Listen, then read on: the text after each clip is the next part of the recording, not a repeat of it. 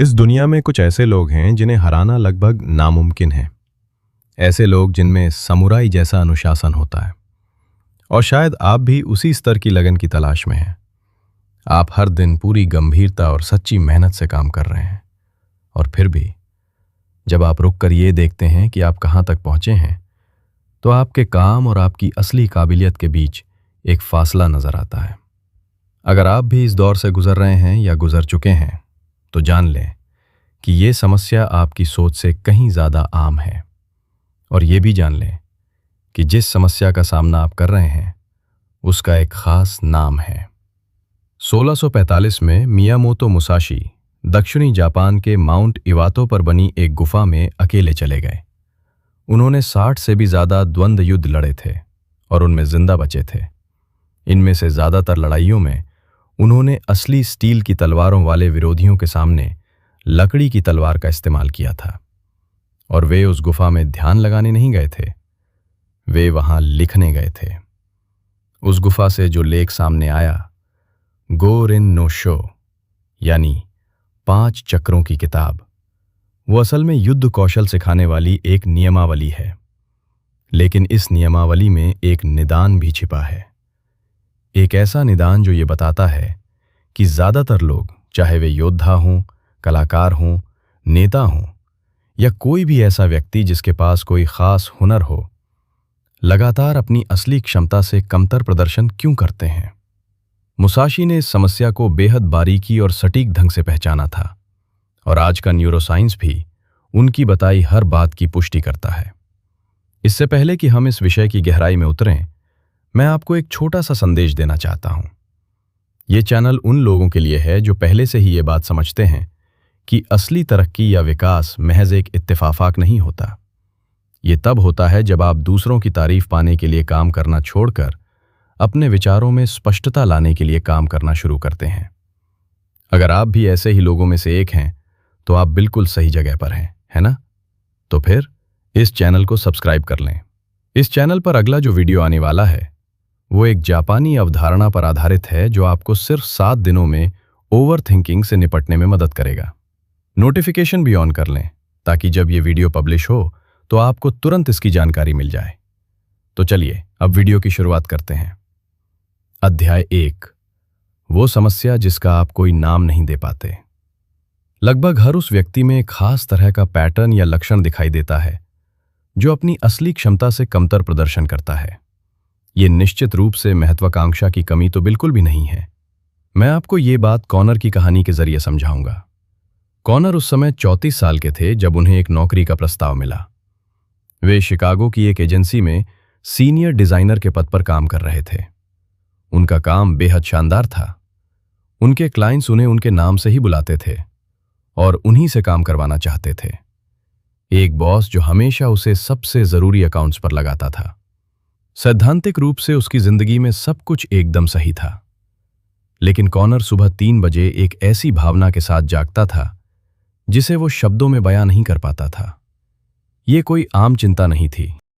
ये उस आदमी की भावना थी जो गलत दिशा में तेजी से दौड़ रहा हो और ये जानता भी हो लेकिन रुक ना पाए। उसे जो ऑफर मिला था वो सीधा साधा था। एक छोटा सा स्टार्टअप कॉनर को हेड ऑफ डिजाइन बनाना चाहता था। आधी सैलरी, इक्विटी की कोई गारंटी नहीं, उनके पोर्टफोलियो में कोई बड़ा नाम नहीं। उसने 3 हफ्ते बड़ी बेचैनी में बिताए। उसने 5 दोस्तों को फोन किया। उन सभी की राय अलग अलग थी। उसने स्प्रेडशीट बनाई। उसकी रातों की नींद उड़ गई। और फिर एक मंगलवार की रात 2:47 बजे कॉनर को एक ऐसी बात का एहसास हुआ जिसने उसे पूरी तरह से सुन्न कर दिया। उसे पता ही नहीं था कि वो असल में चाहता क्या है। वो स्वभाव से अनिर्णायक नहीं था, लेकिन उसने अपनी उस क्षमता को कभी तराशा ही नहीं था। कॉनर अपने काम में माहिर था, ये एक सच्चाई थी। लेकिन अगर आप मीटिंग्स, डिजाइन रिव्यूज और क्लाइंट्स के साथ बातचीत के दौरान कॉनर को बहुत करीब से देखते, तो आपको कुछ अजीब सा नजर आता। कॉनर जो भी फैसला लेता था वो उसे जाहिर करने से पहले एक अदृश्य फिल्टर से गुजारता था। वो फिल्टर कुछ इस तरह का था: लोग इसके बारे में क्या सोचेंगे। ये जानबूझकर नहीं होता था। कॉनर हर सुबह उठकर खुद से ये नहीं कहता था कि आज मैं अपनी जिंदगी को दूसरों की तारीफ पाने के हिसाब से ढालूंगा। कोई भी जानबूझकर ऐसा नहीं करता। ये फिल्टर अपने आप काम करता था। ये सालों की आदत से बना था और कॉनर के काम करने के तरीके में इतना रच बस गया था कि अब उसे कॉनर की अपनी शख्सियत से अलग कर पाना नामुमकिन सा हो गया था। और यही वजह थी कि वो सुबह 3 बजे जाग जाता था। इसलिए नहीं कि उसकी जिंदगी में कुछ गलत था, बल्कि इसलिए कि वो सही थी। सही, लेकिन दूसरों के पैमानों के हिसाब से, न कि उसके अपने पैमानों के हिसाब से। मुसाशी ने इसके लिए एक नाम रखा था। वो इसे काजारी कहता था, यानी दिखावा या सजावट, जो असल उपयोगिता के बिल्कुल विपरीत होता है। अपनी किताब द बुक ऑफ 5 रिंग्स में मुसाशी ने बताया है कि उस जमाने के ज्यादातर युद्ध कला के स्कूल किस तरह महज काजारी बनकर रह गए थे। दिखावटी चालें, प्रभावशाली मुद्राएं और कलात्मक बारीकियां, सब कुछ सिर्फ हुनरमंद दिखने के लिए गढ़ा जाता था, न कि कोई ठोस नतीजा देने के लिए। और मुसाशी ने उन सभी को एक लकड़ी की तलवार से हरा दिया, लगातार और बेहद शर्मनाक तरीके से, क्योंकि मुसाशी ने अपनी खुद की साधना से काजारी को पूरी तरह से निकाल बाहर किया था। उसकी हर चाल के पीछे एक ठोस और व्यावहारिक वजह होती थी। कोई भी हरकत सिर्फ दूसरों को प्रभावित करने के लिए नहीं की जाती थी। पहले अध्याय में एक सवाल अनुत्तरित रह गया था, और वो ये है, अगर आप अपने आप से वो सब कुछ हटा दें जो आप दूसरों की राय के लिए करते हैं, वो सब कुछ जो आप कहते हैं, तय करते हैं, बनाते हैं या जिससे बचते हैं, तो फिर आपके पास क्या बचेगा? ये सवाल सुनने में तो आसान लगता है, लेकिन जरा ईमानदारी से इसका जवाब देने की कोशिश कीजिए। ज्यादातर लोग ये पाते हैं कि उनके पास उम्मीद से कहीं बहुत कम बचता है, और यही वो बहुत कम हिस्सा है जो असल में वो मूल आधार है जिससे सच्ची महारत हासिल हो सकती थी। उस रात कॉनर को सवाल का जवाब नहीं पता था, लेकिन यह पहली बार था जब वो उस सवाल को ठीक से सोच पाया था। अध्याय 2, 2 नजरिए। मुसाशी ने 2 तरह की नज़र का जिक्र किया, 2 बिल्कुल अलग अलग नजरिए, और इन दोनों के बीच का फर्क ही एक काबिल पेशेवर और एक ऐसे इंसान के बीच का फर्क है जो सच्ची महारत के साथ काम करता है। उसने पहली नज़र को केन कहा। यह वो नज़र है जो साफ साफ दिखने वाली चीज़ों को देखती है, जो कुछ भी सतह पर मौजूद है। कल की डेडलाइन, 3 घंटे की मीटिंग, नाराज क्लाइंट, अभी अभी आया हुआ नोटिफिकेशन। केन अपने आप में कोई समस्या नहीं है, ये ज़रूरी है, लेकिन इसकी अपनी सीमाएं हैं। उसने दूसरी नज़र को कान कहा। यह वो नज़र है जो सतह के नीचे छिपी चीज़ों को देखती है, वो पैटर्न जो बार बार दोहराया जाता है, किसी भी हरकत से पहले का इरादा, किसी भी साफ साफ दिखने वाले असर से पहले का ढांचागत कारण। मुसाशी ने लिखा था, दूर की चीज़ों को ऐसे देखना जैसे वे पास हों, और पास की चीज़ों को ऐसे देखना जैसे वे दूर हों। रणनीति में ये बात बेहद ज़रूरी है। ज़्यादातर लोग लगभग पूरी तरह से केन के सहारे ही काम करते हैं। वे सिर्फ वही देखते हैं जो उनके ठीक सामने होता है और उसी के हिसाब से प्रतिक्रिया देते हैं, और इसी को वे अपनी काबिलियत या दक्षता मान बैठते हैं। सिर्फ केन के सहारे काम करने में दिक्कत यह है कि आप उन समस्याओं को हल करने में तो बहुत ज़्यादा माहिर हो जाते हैं जो असल में सिर्फ लक्षण हैं, जबकि उन समस्याओं की असली जड़ या मूल कारण जस का तस बना रहता है। कॉनर केन का उस्ताद था, इसी वजह से एजेंसी में उसकी इतनी कद्र थी। वो साफ साफ दिखने वाली समस्याओं को पहचान लेता था और उन्हें झटपट हल कर देता था। खुश क्लाइंट, खुश बॉस और उसके पोर्टफोलियो में शानदार आंकड़े। लेकिन 3 बजे वाली उस बेचैनी का असली ढांचागत कारण, यानी गलत पैमानों के आधार पर गढ़ी गई उसकी अपनी जिंदगी, कभी भी उसकी नज़र में नहीं आया था। ऐसा इसलिए क्योंकि कान का इस्तेमाल करने के लिए आपको रुकना पड़ता है, और जिस इंसान ने अपनी प्रतिक्रिया की रफ्तार के आधार पर ही अपनी अहमियत आंकना सीखा हो, उसके लिए अचानक रुक जाना बेहद खतरनाक और डरावना अनुभव हो सकता है। यहीं पर न्यूरोसाइंस की भूमिका सामने आती है, एक ऐसी सटीकता के साथ जिसे मुसाशी शायद 1645 में शब्दों में बयान न कर पाते, लेकिन जिसे उन्होंने अपने काम के जरिए पूरी सटीकता से समझाया था। मनोवैज्ञानिक मिहाली सिस्कजेंट-मिहाली ने बेहतरीन प्रदर्शन की अवस्थाओं पर दशकों तक शोध करने के बाद ये पाया कि औसत दर्जे का प्रदर्शन करने वालों और बेहतरीन प्रदर्शन करने वालों के बीच का फर्क उनके अभ्यास के घंटों की संख्या में नहीं होता, बल्कि ये फर्क अभ्यास के दौरान उनके ध्यान की गुणवत्ता में होता है। और भी ज्यादा साफ शब्दों में कहें तो ये अपनी खुद की परफॉर्मेंस को ठीक उसी समय जब वो हो रही हो, पूरी तरह से तटस्थ और निष्पक्ष नजरिए से देखने की काबिलियत है। कान ठीक यही चीज है। ये कोई अस्पष्ट किस्म का आत्मचिंतन या कोई सामान्य किस्म का ध्यान नहीं है। ये अपनी खुद की काम करने की शैली को उसी निष्पक्षता से देखने की क्षमता है जिससे एक सर्जन किसी एक्सरे की जांच करता है।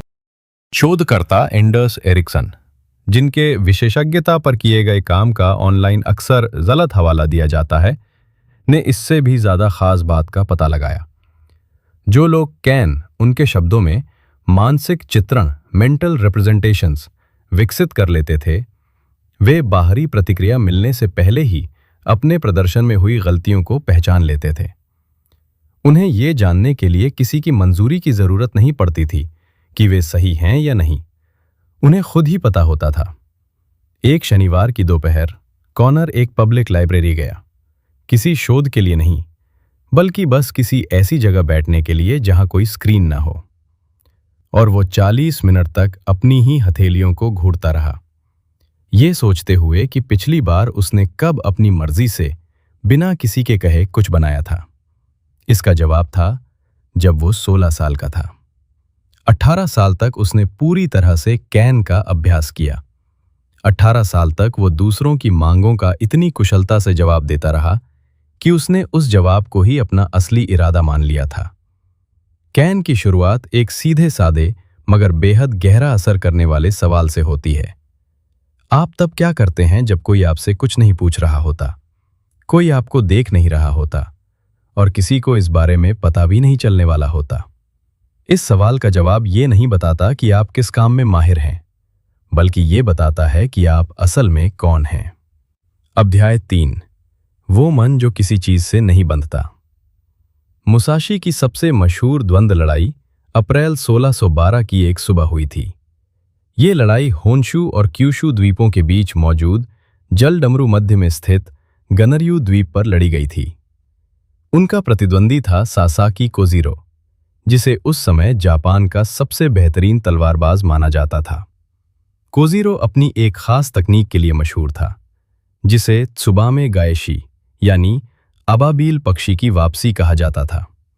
वो इतनी लंबी तलवार का इस्तेमाल करता था कि लोगों ने उसका नाम ही कपड़े सुखाने वाला डंडा, क्लोथ्स ड्रायर, रख दिया था। ये द्वंद्व लड़ाई भोर के समय तय की गई थी। मुसाशी वहां पहुंचने में कई घंटे देर कर दी। कोजीरो इंतजार करता रहा, बस इंतजार ही करता रहा, और इस इंतजार ने अपना चुपचाप असर दिखाना शुरू कर दिया। कोजीरो के मन में गुस्सा पनपने लगा, उसका ध्यान टूटने लगा।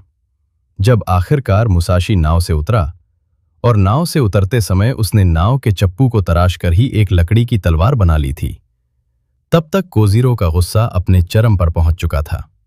ये द्वंद्व लड़ाई महज कुछ ही सेकंड तक चली। मुसाशी ने तलवार के एक ही वार से ये लड़ाई जीत ली। मुसाशी ने जो किया था वो कोई सस्ती सी मनोवैज्ञानिक चाल नहीं थी, बल्कि ये एक ऐसे सिद्धांत का व्यावहारिक प्रयोग था जिसे विकसित करने में उसने अपनी जिंदगी के कई दशक लगा दिए थे। और उस सिद्धांत का नाम था मुशिन। मुशिन का अनुवाद अक्सर खाली मन के रूप में किया जाता है, लेकिन हम ये कह सकते हैं कि मुशिन का ज्यादा सटीक अर्थ है वो मन जो किसी भी परिणाम या नतीजे से बिना किसी लगाव के काम करता है। ये भावनाओं की गैर मौजूदगी नहीं है, बल्कि भावनाओं से चिपके रहने की गैर मौजूदगी है। आप तनाव को महसूस कर सकते हैं, बिना इस बात के कि वो तनाव आपके फैसले को तय करे। आप जीतना चाह सकते हैं, बिना इस बात के कि जीतने की चाहत आपकी सोच पर हावी हो जाए। कोजीरो को जीतना जरूरी था। इस आवश्यकता ने उस संज्ञानात्मक स्थान को घेर लिया जो धारणा के लिए उपलब्ध होना चाहिए था। मुसाशी मुशिन अवस्था में कार्यरत थे। उनका संज्ञानात्मक स्थान पूरी तरह से उस समय की घटनाओं के लिए उपलब्ध था, न कि उस चीज के लिए जो उन्हें चाहिए थी। यहां तंत्रिका विज्ञान एक ऐसी व्याख्या प्रस्तुत करता है जो मुसाशी को विचित्र लग सकती है, लेकिन जो इस क्रियाविधि की पुष्टि आश्चर्यजनक सटीकता के साथ करती है। जिसे हम दबाव कहते हैं, यानी ये एहसास कि बहुत कुछ दांव पर लगा है, हाइपोथैलेमिक पिट्यूटरी एड्रेनल अक्ष को सक्रिय करता है और कोर्टिसोल के स्तर को बढ़ाता है। मध्यम स्तर पर कोर्टिसोल प्रदर्शन को बढ़ाता है, लेकिन जब किसी विशिष्ट परिणाम की आवश्यकता आंतरिक स्थिति पर हावी हो जाती है तो कोर्टिसोल इष्टतम बिंदु से अधिक हो जाता है और उच्च प्रदर्शन के लिए आवश्यक कार्यों को प्रभावित करना शुरू कर देता है। कार्यशील स्मृति, निर्णय लेने की क्षमता, चयनात्मक ध्यान। दूसरे शब्दों में, आप जीतने की आवश्यकता के बारे में जितना अधिक सोचते हैं, उतनी ही अधिक आप उन क्षमताओं को कमजोर करते हैं जो जीत को संभव बनाती हैं। ये कोई अमूर्त दर्शन नहीं है, ये एक विशिष्ट तंत्रिका संबंधी अवस्था का कार्यात्मक वर्णन है और इसे प्रशिक्षित किया जा सकता है।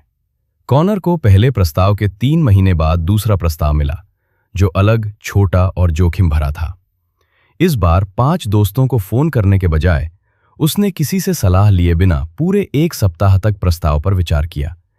इस सप्ताह की बेचैनी काफी ज्यादा थी। बाहरी स्वीकृति के अभाव में चुप्पी का एक ऐसा शारीरिक भार था जिसकी कॉनर ने कल्पना भी नहीं की थी। लेकिन 7वें दिन चुप्पी में कुछ अलग था। ये शांति नहीं थी, ये स्पष्टता थी। एक विशिष्ट, लगभग नैदानिक स्पष्टता इस बारे में कि वो क्या चाहता था, न कि वो जो उसे चाहना चाहिए, नहीं वो जो दूसरों को समझाना आसान होगा, बल्कि वो जो वास्तव में चाहता था जब स्वीकृति का शोर थम गया। ये शुरुआती अवस्था थी। मन स्वीकृति की आवश्यकता के बोझ के बिना काम करना शुरू कर रहा था। ये अंतिम चरण नहीं है, ये प्रशिक्षण की शुरुआत है, लेकिन ये पहचानने योग्य है। आप जानते हैं कि ये कब आता है। अध्याय 4, वो दोहराव जो परिवर्तन लाता है। 5 रिंग्स की पुस्तक में एक वाक्य है जिसे अधिकांश पाठक बिना रुके सरसरी तौर पर पढ़ लेते हैं। मार्ग का लगन से अध्ययन करें। वाक्य में यह नहीं कहा गया है कि खूब अभ्यास करें। इसमें यह नहीं कहा गया है कि तब तक दोहराएं जब तक ये स्वचालित न हो जाए। वाक्यांश कहता है कि मार्ग का लगन से अध्ययन करें। अंतर बहुत बड़ा है। यांत्रिक दोहराव से स्वचालितता उत्पन्न होती है। ये उन कौशलों के लिए उपयोगी है जिन्हें बिना सोचे समझे करना होता है, जैसे किसी जानी पहचानी सड़क पर गाड़ी चलाना या कीबोर्ड को देखे बिना टाइप करना। लेकिन ऑटोमेशन महारत पैदा नहीं करता, ये एक तय पैटर्न के अंदर कार्यकुशलता पैदा करता है। मुसाशी को एक तय पैटर्न के अंदर कार्यकुशलता नहीं चाहिए थी, उन्हें चाहिए थी अनुकूलनशीलता, यानी जो असल में हो रहा है उसके प्रति प्रतिक्रिया देने की क्षमता, न कि उसके प्रति जो पिछली 100 बार दोहराने पर हुआ था।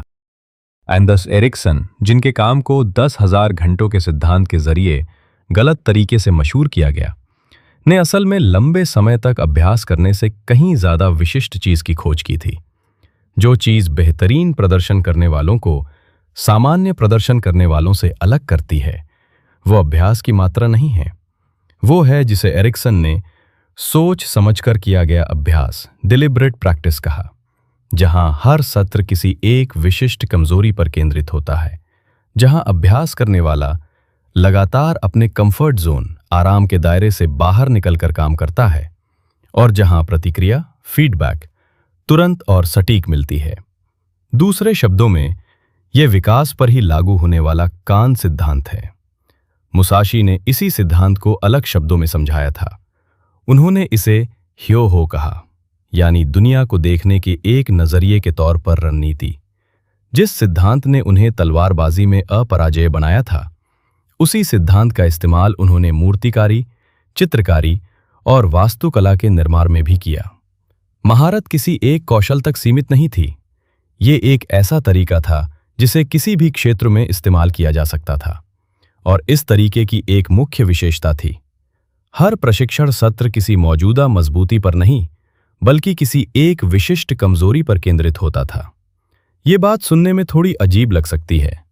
अपनी मजबूतियों को और मजबूत करना सुखद होता है, अपनी कमजोरियों पर काम करना थोड़ा असहज होता है, लेकिन अपनी मजबूतियों को ही और मजबूत करने से आप जो पहले से अच्छा कर रहे हैं और जो नहीं कर पा रहे हैं, उनके बीच का फासला और बढ़ जाता है। ये आपकी क्षमताओं की सीमा, सीलिंग का विस्तार नहीं करता, ये केवल उसी चीज को और गहरा करता है जो पहले से मौजूद है। दूसरे प्रस्ताव के 1 महीने बाद कॉनर ने एक सीधा सा फैसला लिया। सामान्य डिजाइन के और कोर्स करने के बजाय उन्होंने उस एक विशिष्ट चीज की पहचान की जो लगातार उनकी राह में रुकावट बन रही थी। वो दबाव में आकर अपने रचनात्मक फैसलों का बचाव नहीं कर पाते थे। जब कोई क्लाइंट उनसे सवाल पूछता तो कॉनर पीछे हट जाते थे। ऐसा इसलिए नहीं था कि उनके फैसले गलत होते थे, अक्सर वे सही ही होते थे, बल्कि इसलिए कि दूसरों से मंजूरी पाने की चाहत उनके अपने फैसलों पर उनके आत्मविश्वास से कहीं ज्यादा मजबूत थी। इसलिए कॉनर ने 90 दिनों तक एक ही चीज का अभ्यास करना शुरू किया। क्लाइंट के साथ होने वाली हर मीटिंग में दबाव चाहे जैसा भी हो, वो अपने फैसले को एक तर्कसंगत स्पष्टीकरण के साथ पेश करते थे और उसे बदलने पर विचार करने से पहले कम से कम एक दौर के सवालों का सामना करते हुए अपने फैसले पर डटे रहते थे। वो कठोरता को कोई गुण नहीं मान रहा था, लेकिन असली लचीलापन दिखाने से पहले उसे अपने कान में आत्मविश्वास की मांसपेशी बनानी जरूरी थी। ये जानबूझकर किया गया दोहराव था, जिसका मकसद किसी खास कमजोरी को ठीक करना था और जिसका नतीजा तुरंत और साफ साफ दिखाई देता था। 90 दिन बाद कॉनर अब वैसा डिजाइनर नहीं रह गया था। उसने शायद कोई नई तकनीक नहीं सीखी थी, बल्कि एक अलग तरह का दिमाग विकसित कर लिया था। अध्याय 5 या मुसाशी असल में कौन था। मुसाशी के बारे में एक ऐसी जानकारी है जो उसकी कहानी के मशहूर किस्सों में लगभग कभी नहीं मिलती। 60 साल की उम्र के बाद, सारे द्वंद्व युद्धों के बाद और बुक ऑफ 5 रिंग्स लिखने के बाद मुसाशी ने अपने पीछे जो काम छोड़े वे लड़ाई झगड़े पर लिखी किताबें नहीं थीं, वे पेंटिंग्स थीं, वे लकड़ी से बनी मूर्तियां थीं। वो एक पत्थर का बगीचा था जिसे उसने खुद डिजाइन किया था। उसकी एक पेंटिंग डेड ब्रांच पर श्राइक, एक सूखी डाल पर बैठा पक्षी जिसे इंडिया इंक से बनाया गया था, अब टोक्यो के एक म्यूजियम में रखी है और इसे एडो काल की सबसे अहम कलाकृतियों में से एक माना जाता है। ये किसी कलाकार ने नहीं, बल्कि एक ऐसे तलवारबाज ने बनाई थी जिसने कभी औपचारिक रूप से पेंटिंग की पढ़ाई नहीं की थी। ये कोई इत्तेफाक नहीं है, ये मुसाशी के पूरे काम के मूल सिद्धांत को दिखाता है। ह्यो हो यानी रणनीति का तरीका किसी एक खास क्षेत्र तक सीमित नहीं है। ये दिमाग को विकसित करने का एक ऐसा तरीका है जो किसी भी क्षेत्र में एक ही तरह से काम करता है। कान, मुशिन और जानबूझकर किया गया दोहराव, ये सब लड़ाई की तकनीकें नहीं हैं। ये एक खास तरह के दिमाग की खासियतें हैं। एक ऐसा दिमाग जो चीजों को सही सही देख सकता है, बिना अहंकार के दखल के काम कर सकता है और किसी भी क्षेत्र में एक तय लक्ष्य के साथ खुद को बेहतर बना सकता है। मुसाशी सिर्फ लड़ाई का माहिर ही नहीं था, वो एक कलाकार भी था। वो एक ऐसा इंसान था जिसने एक खास तरह का दिमाग विकसित कर लिया था और ये दिमाग जिस भी चीज पर अपना ध्यान लगाता था उसमें महारत हासिल करने की काबिलियत रखता था। आज के कॉग्निटिव न्यूरोसाइंस, दिमाग के काम करने के विज्ञान में इसके लिए एक शब्द है, डोमेन जनरल एक्सपर्टीज। इसका मतलब यह है कि कुछ खास तरह की ट्रेनिंग, खास तौर पर वे ट्रेनिंग जो मेटाकॉग्निशन, अपने सोचने के तरीके को समझना, इमोशनल रेगुलेशन, भावनाओं पर काबू रखना और जानबूझकर ध्यान लगाना जैसी क्षमताओं को विकसित करती हैं, पूरी तरह से अलग अलग क्षेत्रों में भी काम आने वाली काबिलियतें पैदा करती हैं। ऐसा नहीं है कि मुसाशी कई क्षेत्रों में असाधारण रूप से प्रतिभाशाली था। असल बात यह है कि उसने ऐसी काबिलियतें विकसित की थीं जो हर तरह के कौशल की बुनियाद होती हैं। कान ही मेटाकॉग्निशन है, यानी अपने सोचने समझने के तरीके को निष्पक्ष होकर देखने की काबिलियत। मुशिन भावनात्मक नियंत्रण है, वो क्षमता जिसके द्वारा कोई व्यक्ति अपनी भावनात्मक स्थिति को अपने निर्णय पर हावी हुए बिना काम कर सकता है।